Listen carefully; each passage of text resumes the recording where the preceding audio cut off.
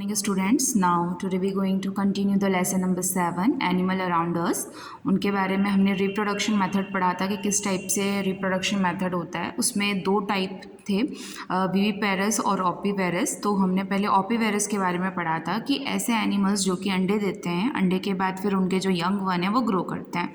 ठीक है, तो उसमें हमने फ़िश के बारे में अलग से पढ़ा, टेडपोल्स के बारे में अलग से पढ़ा है, टर्टल्स के बारे में पढ़ा है। और उसी प्रोसेस में अब आते हैं insect. Insects like butterflies and house flies. House flies यानी कि घर में जो रात में तितलियों जैसे दिखते हैं ना, उन्हें हम हाउस फ्लाई कहते हैं।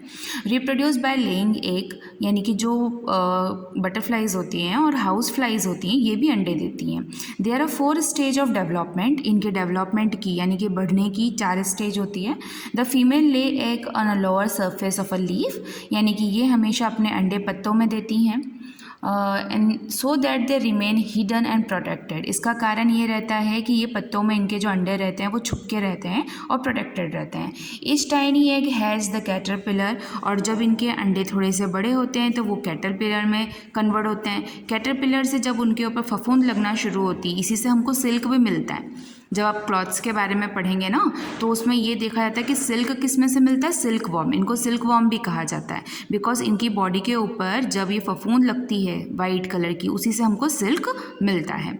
तो ये पुपा में कन्वर्ट होते हैं और उसके बाद ये जब बढ़ते हैं तो बटरफ्लाई में कन्वर्ट हो जाते हैं, which looks like a cold larva, है ना। सबसे पहले अंडे रहते हैं, अंडे के बाद ये छोटे से कैटरपिलर, आप लोगों ने देखा होगा ना मटर वगैरह के दाने में ये छोटे छोटे कैटरपिलर्स रहते हैं, ठीक इन्हीं के आकार के रहते हैं। उसके बाद इनकी बॉडी पे धीरे धीरे एक सलाइवा यानी कि लार की तरह धातु बनने लग जाती है, और उसके बाद जिसे हम कहते हैं सिल्क, और सिल्क वॉर्म के बाद इन्हें हम कहते हैं पपमा। और जब इन्हें हम हटाते हैं यानी कि जब वो उस धार से, उस लार्वा से बाहर निकलते हैं, तो ये बटरफ्लाई में कन्वर्ट हो जाते हैं।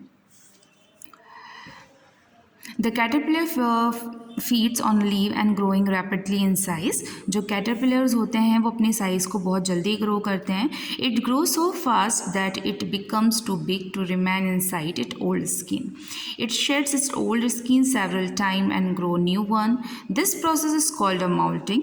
The caterpillar then the form of covering around itself called cocoon, यानी कि अपने आप को जिसमें वो कवर करते हैं, मैंने बताया ना, जिस वाइट कलर के शैल में अपने आप को कवर करते हैं उसे हम कहते हैं cocoon, and this stage is called a pupa. After that, a cocoon usually brown and a green in color. It remains with the surroundings like the tree, leaves and branches and remain hidden from the predator. यानी कि जो उनके ऊपर वो धातु यानी कि जो फफूंद जैसा, रुई जैसा जो उनकी बॉडी पे बनता है, वो तो मोस्टली या तो ब्राउन कलर का होता है तो ग्रीन कलर। इसका एक मेन रीज़न ये है कि वो उसी कलर की वजह से पेड़ों पर अपने आप को आसानी से छुपा लेते हैं। Inside the cocoon many changes take place. Finally a beautiful butterfly break open the cocoon and come out. उस कोकून के अंदर ही जो छोटा सा कैटरपिलर रहता है वो अपनी ग्रोइंग कंप्लीट करता है, और जब वो प्रॉपर ग्रो कर लेता है तो एक ब्यूटीफुल बटरफ्लाई में कन्वर्ट होकर उस कोकून को ब्रेक करके बाहर आ जाता है। यानी कि जैसे एक चिकन अंडा फोड़ के बाहर आता है बड़े होने पर, ठीक उसी तरीके से जो बटरफ्लाइज रहती हैं उस कोकून का जो शैल होता है उसे ब्रेक करने के बाद बाहर आती हैं। This process is transformation from the hatching and the adult insect is called the Metamorphosis. ये जो प्रोसेस रहती है इसे हम मेटामॉर्फोसिस कहते हैं।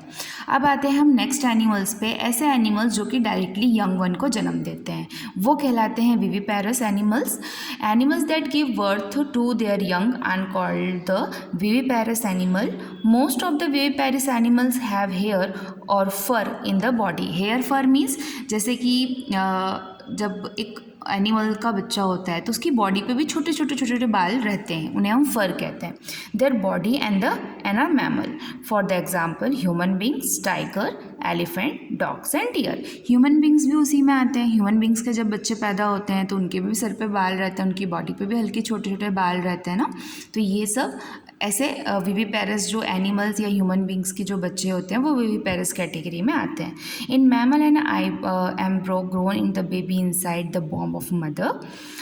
Once it it born the baby need a lot of care and protection. ठीक है, होता क्या है, एक प्रोसेस रहती है, चाहे वो ह्यूमन बींग हो, मोस्टली जो ह्यूमन बींग्स लेडीज़ रहती हैं वो 9 महीने अपने बच्चों को पेट में रखती हैं, ठीक है, उनकी बॉम में रहता है बच्चा।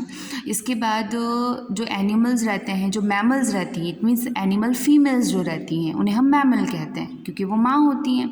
मैमल्स भी अपने बच्चों को अपने पेट में काफ़ी टाइम तक रखती हैं। सबका एक टाइमिंग फिक्स होता है, कुछ 8 महीने, कुछ 11 महीने, कुछ 2 महीने, ऐसे सबके अलग अलग रहते हैं। एक प्रोटेक्शन ये रहती है। उसके बाद उनके लिए सबसे ज़्यादा क्या नीड रहती है, जो बच्चे यंग वन होते हैं, जो बर्थ करते हैं, उनके लिए सबसे इंपॉर्टेंट होता है केयर और प्रोटेक्शन।